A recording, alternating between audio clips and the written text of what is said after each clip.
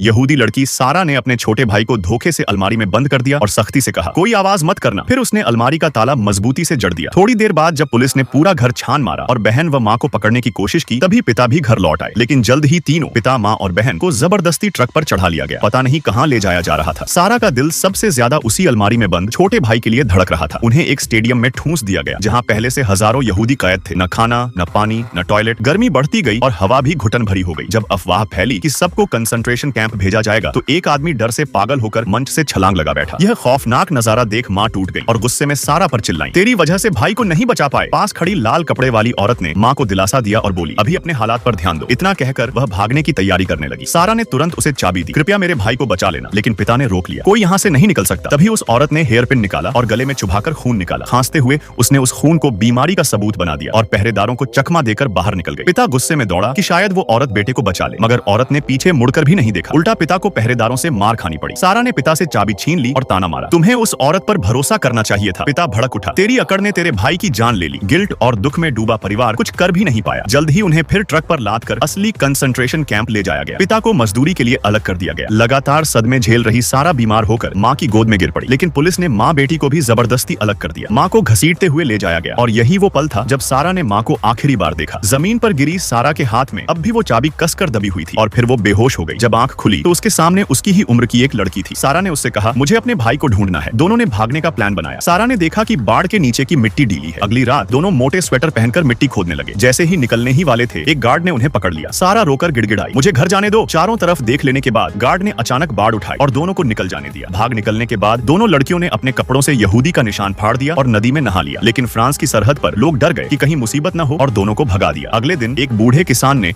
उन्हें अपने खलिहान में पड़ा देखा। पहले तो दया आई, मगर जब पता चला कि सारा की दोस्त की हालत बेहद खराब है, तो उसने सारा को छुपाया और डॉक्टर बुलाया। लेकिन बहुत देर हो चुकी थी। सारा की दोस्त हमेशा के लिए दुनिया छोड़ गई। तभी नाजी अफसरों ने किसान और उसकी बीवी को पकड़ लिया और पूछताछ शुरू कर दी।